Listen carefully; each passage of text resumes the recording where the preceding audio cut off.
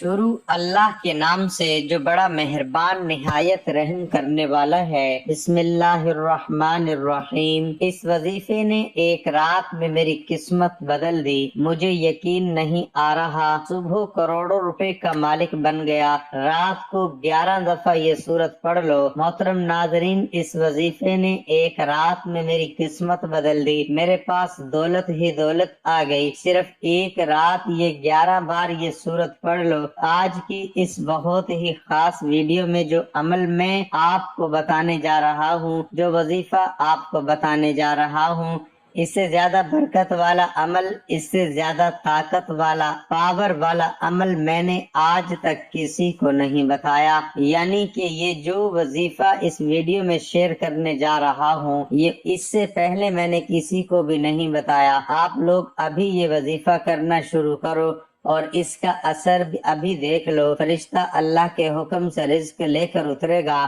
اور ابھی آپ کی پریشانی، جو بھی آپ کے اندر ٹینشن چل رہی ہے، وہ ختم ہو جائے گی۔ قرآن پاک پر ہر مسلمان کو یقین ہے اور یہ ایسی مبارک کتاب ہے جس پر ہر مسلمان یقین رکھتا ہے، اور یہ بھی یقین رکھتا ہے کہ اس پاک کلام میں، اس پاک قرآن میں جو بھی چیز بتائی گئی ہے وہ سچ ہے، وہ سچی ہے، وہ پکی ہے، اور اس پر کسی قسم کا کوئی شک نہیں کیا جا سکتا۔ تو آج کی اس بہت ہی خاص ویڈیو میں جو عمل، جو وظیفہ میں آپ کو بتانے جا رہا ہوں، وہ بہت ہی خاص ہے، اور آپ لوگوں نے بھی اس وظیفے پر شک نہیں کرنا۔ اس وظیفے کو پورے یقین کے ساتھ کر لینا ہے۔ انشاءاللہ ابھی آپ اس کا رزلٹ دیکھیں گے، اور آنے والے سالوں میں ابھی سے ہی دیکھیں گے کہ سارا سال دولت آپ پر برستی رہے گی۔ کبھی آپ کے منہ سے یہ بات نہیں نکلے گی، کبھی آپ کو اس محتاجی کا سامنا نہیں کرنا پڑے گا، کبھی آپ کے پاس پیسے ختم نہیں ہوں گے۔ یعنی کہ سارا سال اللہ پاک اپنی خصوصی فضل و کرم سے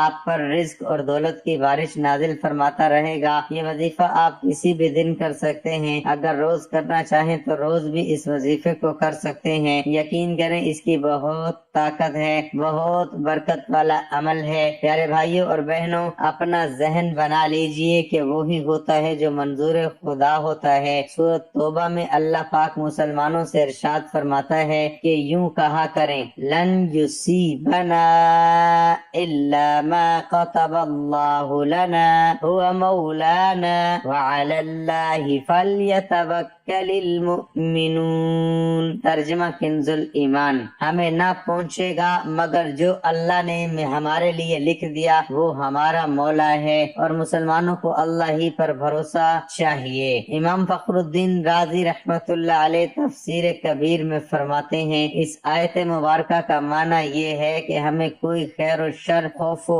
امید، شدت و سختی نہیں پہنچے گی مگر وہی کہ جو ہمارا مقدر ہے اور اللہ کریم کے پاس لوح محفوظ پر لکھی ہوئی ہے۔ سرکار مدینہ صلی اللہ علیہ وآلہ وسلم نے ارشاد فرمایا، اللہ پاک نے ہر ایک جان کو پیدا فرمایا ہے اور اس کی زندگی، رزق اور مصیبتوں کو لکھ دیا ہے۔ لہذا ایک مسلمان ہونے کی حیثیت سے ہمارا اس بات پر یقین کامل ہونا چاہیے کہ رنج یا خوشی، آرام ہو یا تکلیف، اللہ پاک کی طرف سے ہے، اور جو مشکلات، مصیبتیں، تنگیاں اور بیماریاں ہمارے نصیب میں نہیں لکھی گئیں، وہ ہمیں نہیں پہنچ سکیں گی، نقصان نہیں پہنچا سکتے۔ نبی کریم صلی اللہ علیہ وسلم نے حضرت سیدنا عبداللہ بن عباس رضی اللہ عنہما سے فرمایا، یقین رکھو کہ اگر پوری امت اس پر متفق ہو جائے کہ تم کو نفع پہنچائے تو وہ تم کو کچھ نفع نہیں پہنچا سکتی مگر اس چیز کا جو اللہ نے تمہارے لیے لکھ دی، اور اگر سب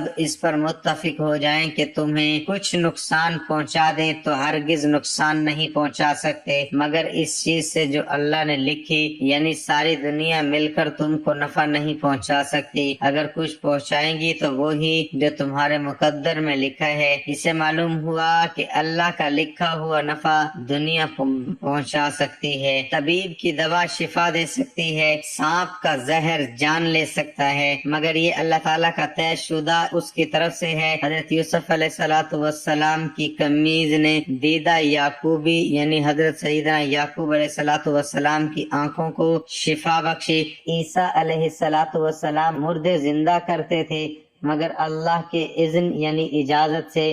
لکھنے سے مراد لوح محفوظ میں لکھنا ہے، اگرچہ وہ تحریر قلم نے کی مگر چونکہ اللہ کے حکم سے کی تھی، اس لیے کہا گیا کہ اللہ نے لکھا۔ مطلب ظاہر ہے کہ اگر سارا جہان مل کر تمہیں کوئی نقصان دے تو وہ بھی طے شدہ پروگرام کے تحت ہوگا کہ لوح محفوظ میں یوں ہی لکھا جا چکا ہے۔ خیال رہے کہ تدبیر بھی تقدیر میں آ چکی ہے، لہذا تدبیر سے غافل نہ رہو مگر اس پر اعتماد نہ کرو، نظر اللہ کی قدرت و رحمت پر رکھو۔ پیارے بھائیوں اور بہنوں، مصیبت آنے پر خود کو اللہ پاک سے ڈرانے، صبر پر استقامت پانے اور غلط قدم اٹھانے سے خود کو بچانے کے لیے توبہ و استغفار کرتے ہوئے یہ ذہن بھی بنائیے کہ ہم پر جو مصیبت نازل ہوئی ہے اس کا سبب ہمارے اپنے ہی کرتوت ہیں، نہ کہ کسی کی نحوست کی وجہ سے ایسا ہوا۔ پارہ 25 سورۃ الشورى کی 30ویں آیت کریمہ میں ارشاد ربانی ہے، وَمَا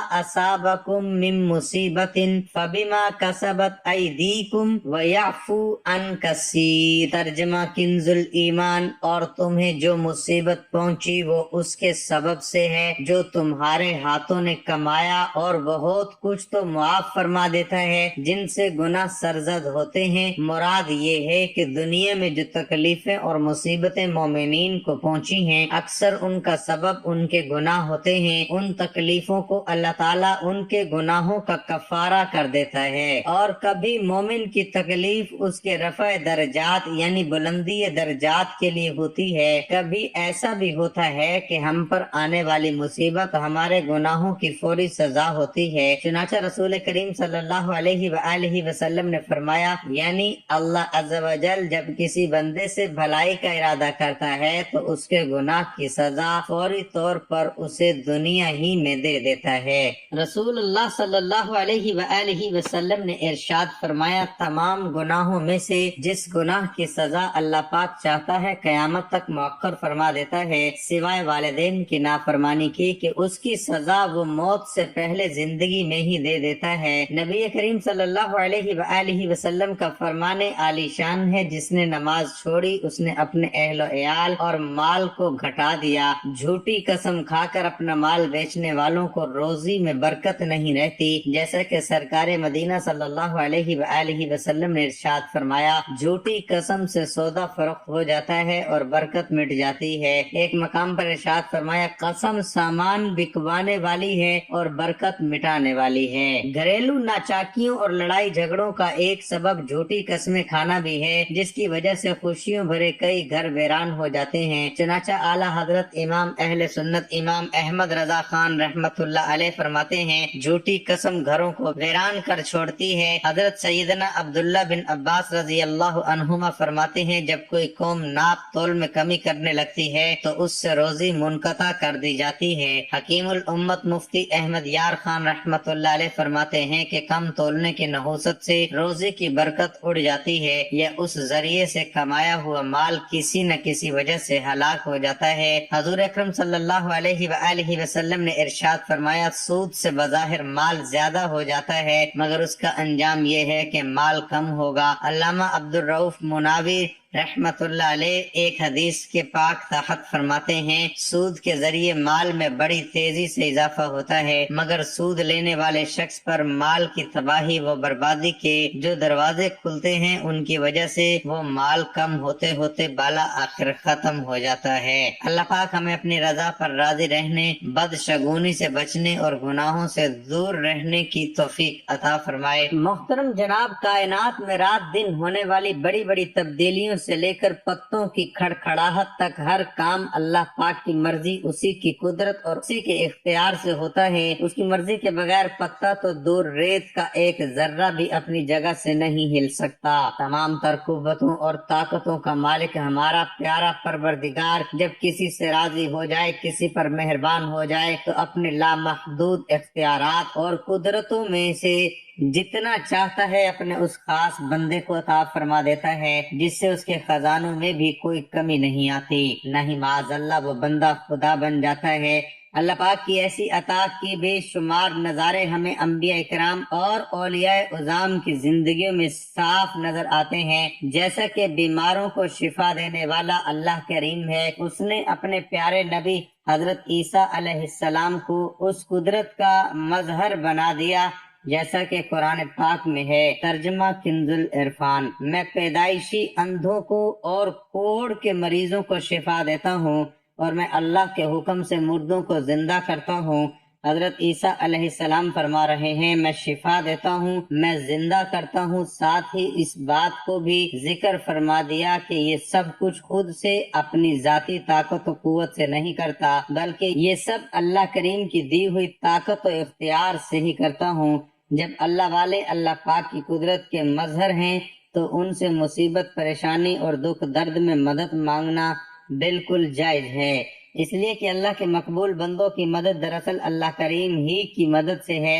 اسلامی عقیدے کے مطابق اگر کوئی آدمی یہ عقیدہ رکھتے ہوئے انبیاء اکرام اور اولیاء اکرام سے مدد مانگے کہ وہ اللہ پاک کی اجازت کے بغیر بذات خود نفع و نقصان کے مالک ہیں تو یقیناً شرک ہے، جبکہ اس کے برعکس اگر کوئی آدمی حقیقی مددگار اور نفع و نقصان کا حقیقی مالک اللہ کریم کو مان کر کسی کو مجازن یعنی غیر حقیقی طور پر اور محض عطائے الہی سے مددگار سمجھتے ہوئے مدد مانگے تو یہ بالکل جائز ہے، ہرگز شرک نہیں، اور یہی ہمارا عقیدہ ہے۔ اللہ والوں کے مددگار ہونے کے ثبوت پر ایک قرآنی آیات ملاحظہ فرمائیے، فَإِنَّ اللَّهَ هُوَ مَوْلَاهُ وَجِبْرَيْلُ وَصَالِحُ الْمُؤْمِنِينَ وَالْمَلَائِكَةُ بَعْدَ ذَلِكَ ظَهِيرٌ۔ ترجمہ، تو بے شک اللہ خود ان کا مددگار ہے، اور جبرائیل اور نیک ایمان والے اور اس کے بعد فرشتے مددگار ہیں۔ اس آیت میں حضرت جبرائیل علیہ السلام اور نیک مسلمانوں کو مولا یعنی مددگار فرمایا گیا،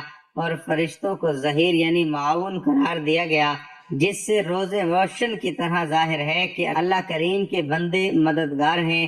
جب یہ مددگار ہیں تو ان سے مدد مانگنا بھی جائز ہے۔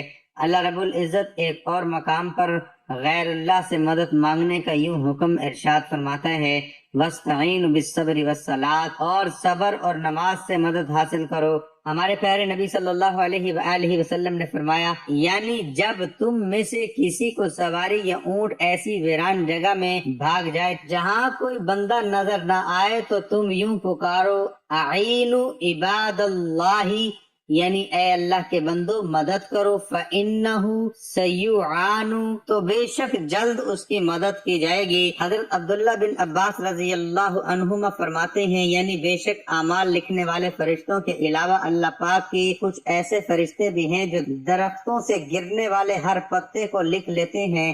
تو جب تم میں سے کسی کو سفر میں رکاوٹ پیش آئے تو اسے چاہیے کہ یوں پکارے، اعینوا عباد اللہ رحمکم اللہ، یعنی اے اللہ کے بندو مدد کرو، اللہ کریم تم پر رحم فرمائے۔ ایک روایت میں غیر اللہ سے مدد طلب کرنے کی یوں ترغیب دلائی گئی، یعنی میرے رحم دل امتیوں سے حاجتیں مانگو، رزق اور مطلوب پالو گے، بھلائی اور حاجتیں خوبصورت چہرے والوں سے مانگو۔ احادیث کے مطالعے سے معلوم ہوتا ہے کہ نبی کریم صلی اللہ علیہ وآلہ وسلم نے جہاں اچھے لوگوں کے اوصاف اور خوبیاں بیان کی ہیں، وہیں برے اور ناپسندیدہ لوگوں کی بھی پہچان بتا دی ہے تاکہ ایسے لوگوں سے دور رہا جائے۔ اس سلسلے میں ایک اصول بات یہ ہے کہ ہر وہ انسان جس میں کسی طرح کی خیر کی امید نہ رکھی جائے، حتیٰ کہ اس کے شر سے بھی لوگ محفوظ نہ ہوں، تو وہ شخص بدترین انسان مانا جائے گا، کیونکہ ایسی صورت میں وہ معاشرے کے فساد و بگاڑ کا سبب بنے گا۔ نبی کریم صلی اللہ علیہ وسلم کا فرمان ہے، تم میں بدترین شخص وہ ہے جس سے دوسرے لوگوں کو نہ خیر کی امید ہو نہ اس کے شر سے لوگ محفوظ ہوں۔ بعض اوقات انسان کسی برے شخص سے ملتا ہے مگر اس کے ساتھ بہتر انداز سے پیش آتا ہے، اس سے گمان ہونے لگتا ہے کہ وہ معاشرے کا بہترین فرد ہوگا، حالانکہ وہ بدترین انسان ہوتا ہے۔ نبی کریم صلی اللہ علیہ وآلہ وسلم نے ایسے شخص کی وضاحت فرما دی ہے۔ حضرت عائشہ رضی اللہ تعالیٰ عنہ فرماتی ہیں کہ ایک شخص نے نبی کریم صلی اللہ علیہ وسلم سے ملاقات کی اجازت چاہی آپ صلی اللہ علیہ وسلم نے فرمایا کہ اسے آنے کی اجازت دے دو، ساتھ ہی یہ بھی فرمایا کہ وہ معاشرے کا برا انسان ہے۔ جب وہ داخل ہوا تو آپ صلی اللہ علیہ وسلم نے اس سے نرم گفتگو کی۔ اس کے جانے کے بعد حضرت عائشہ رضی اللہ تعالی عنہ نے دریافت کیا، اے اللہ کے رسول صلی اللہ علیہ وسلم، آپ نے تو اس کے سلسلے میں ایسا ایسا فرمایا تھا، جبکہ آپ صلی اللہ علیہ وسلم نے اس سے گفتگو میں نرمی اختیار کی۔ نبی کریم صلی اللہ علیہ وسلم نے ارشاد فرمایا، اے عائشہ، اللہ تعالیٰ کے نزدیک قدر و منزلت میں سب سے برا انسان وہ ہے جس کے شر اور اذیت کی وجہ سے لوگ اسے چھوڑ دیں یا اس سے دوری اختیار کر لیں۔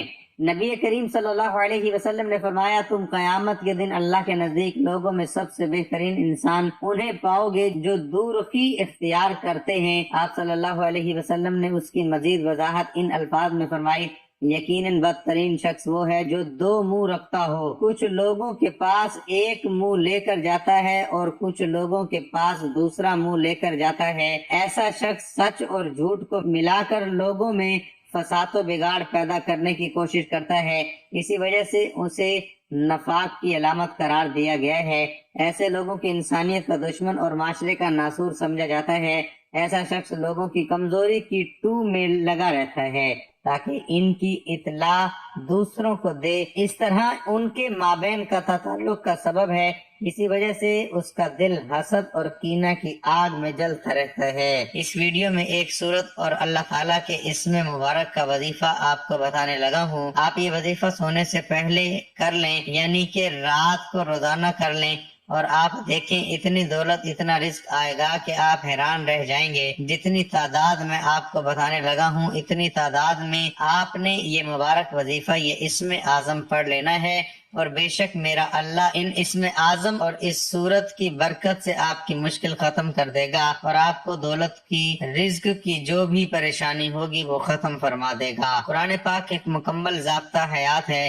اگر ہم قرآن پاک غور سے پڑھیں تو اس میں شفا کے بہت سارے نسخے ہیں، اور اسی طرح معاشی پریشانیوں کا مکمل حل بھی موجود ہے، لیکن ہم لوگ قرآن پاک کو پڑھتے ہی نہیں، جو تعلیمات ہیں ان پر عمل کرتے ہی نہیں۔ اس عمل کو آپ پلیز اپنے پاس نوٹ فرما لیں۔ جب بھی آپ کو دولت کی، رزق کی تنگی ہو، آپ سمجھیں کہ آپ کے گھر کے حالات کنٹرول سے باہر ہو رہے ہیں، انکم کم ہے، اخراجات زیادہ ہیں، آپ کے اوپر آئے روز قرض چڑھتا جا رہا ہے، اور اس وقت آپ کا کہیں سے بھی رزق کا انتظام نہیں ہو پا رہا، لوگ آپ کا ساتھ نہیں دے رہے، دولت کے اسباب پیدا نہیں ہو رہے، تو اس وقت آپ اس وظیفے کو کر لیں۔ اور آپ بہت زیادہ مشکل میں ہو، پریشانی میں ہو، آپ چاہتے ہو کہ آپ کے پاس اچانک پیسہ آ جائے، اللہ پاک آپ کی غیبی مدد فرما دیں، تو اس وقت اس وظیفے کو ضرور کر لینا۔ اور ان اسم اعظم اور سورت کو پڑھنے سے اگر آپ لوگوں کو رزق کی پریشانی ہوگی تو میرا اللہ اس کو فوری دور فرما دے گا،